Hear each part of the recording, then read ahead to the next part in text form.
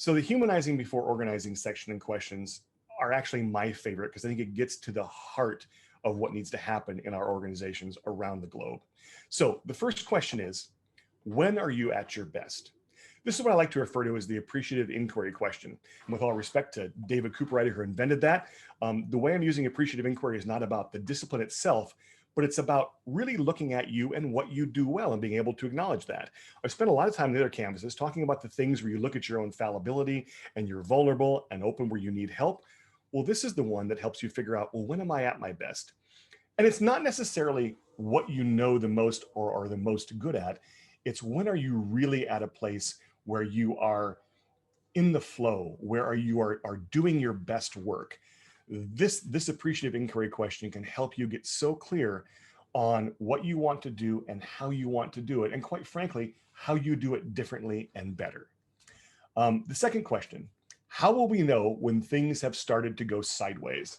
This is the permission to not be perfect question, because secret, you're not perfect. None of us are. And we need to give ourselves permission to not be perfect. And so this can be useful in relationships one-on-one, and can be useful in a group or in a large organization. How will we know when things have started to go sideways? It does two things.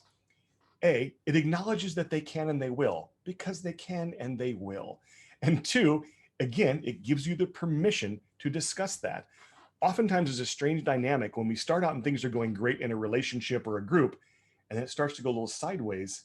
What we mostly feel is embarrassment and shame. It's like, well, why is it going sideways? What's happened? What did I do wrong? And so we tend to try and avoid it and walk away from it and pretend that it's not happening. But you know what? It is happening. And the sooner we address it, the better. Now, I'll tell you this, and there's groups that take a long, long time to address it. And I guess, maybe thank goodness for that, because that's job security for me. I work with them all the time trying to help bring them back. But sometimes when I get called in, they've gone so far that it's a long journey back. You don't want to have to make that journey. Okay, question number 3 from Humanizing Before Organizing is, how could we work better together next time? This is the continuous improvement question. It's a great question to ask at the end of a dialogue, the end of an engagement, the end of a meeting, whatever it may be. It's how could we do this better next time? How could we work together? And not, what did we do wrong? It's how could we work better together? Let's look for ways to do that. Did this recently with the group. One of the things we said is, you know what? We could actually commit to doing the pre-reads. We don't have to spend 10 minutes going over the stuff that we should have read in the middle of the meeting. Great idea. The next meeting, they did it and they said, you know what? This meeting took half the time and the pre-read took me a fraction of the time it took to listen to you all before. That was beautiful. So how can we work better together next time? The continuous improvement question. Question number 4 in Humanizing Before Organizing is, what really matters to you? And we talked earlier about what really matters, but this is the one, is the who are you really question, right? This is the question that you need to ask yourself. And quite frankly, you need to be able to ask of your team to know where they best fit. We live in a world, unfortunately, that's still primarily driven by role and job descriptions. And we assume that the role matters and the humans are fungible. And we're finding out more and more that that is not the case.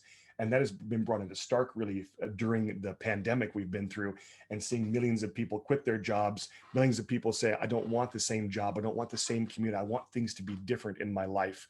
What's interesting about the pandemic is it's made us more aware of ourselves and what it is we really want. You have to figure that out, because when you know who you really are, you know what you really want to do, you can be most productive. When you share that with the people around you and you know that about them, you know how to organize yourselves to be the most productive and get the most done and have an advantage over those that you compete against. And the final and 5th question is, what do you want from me? This is the bottom line question. And when you ask this question, you have to ask it with sincerity. I've heard people say that before. What do you want from me? Which is really just saying, would you shut up and go away? You're annoying me. But what do you want from me? What do you need from me? How can I help you?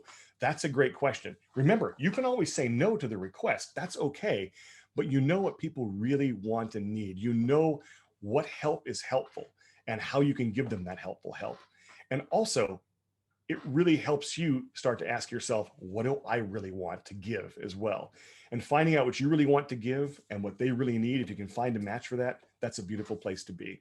So again, a little bit of information about the 5 questions on the 4A's canvas for humanizing before organizing from the Heart of Transformation. And you will see links and stuff below and in the bio, everything you need to get a hold.